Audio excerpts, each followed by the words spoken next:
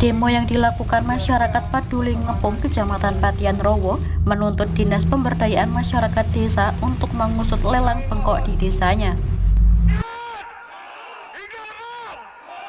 Setelah melakukan orasi di depan kantor PMD yang dijaga ketat oleh aparat kepolisian agar tidak terjadi hal yang tidak diinginkan, 5 perwakilan aksi diminta berkoordinasi dengan dinas.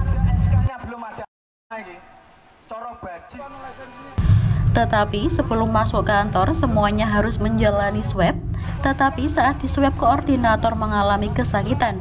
Ia menolak dilakukan swab hingga terjadi perdebatan. Saya di luar. Ya, tidak penting. Ini akan saya persoalkan aja. Ayo semua rapid iki wong-wong dicegat rapid kabeh. Apa bedanya? Untuk mendinginkan suasana, polisi mengizinkan perwakilan warga masuk ke kantor PMD untuk menyampaikan tuntutannya.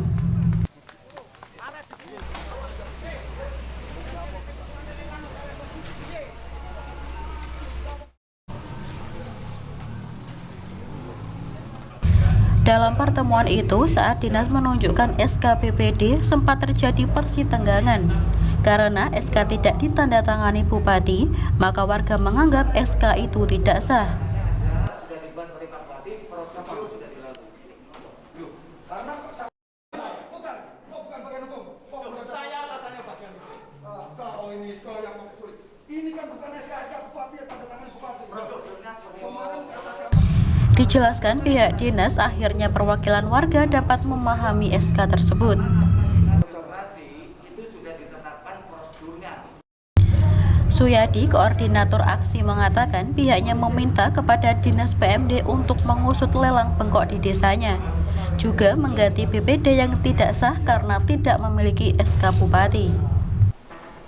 ada 3 hal ya.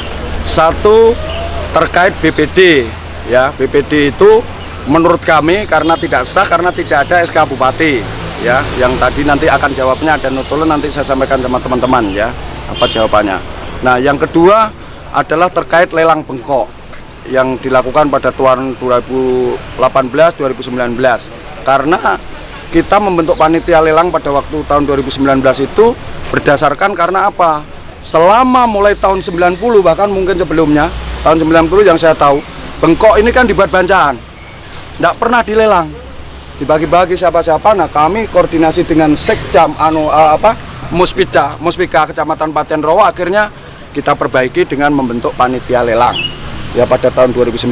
Nah, tiba-tiba pada tahun 2020 ketika saya sudah ada di Jakarta, itu lelang dilakukan mereka dengan membentuk panitia baru. Mungkin kewenangan dia, tapi yang panitia lama ini kan belum dimintai pertanggungjawabannya. Yang artinya, dan yang saya persoalkan adalah yang duduk di panitia lelang itu adalah yang sedang kita laporkan di polisi, saudara Nur Yatim itu.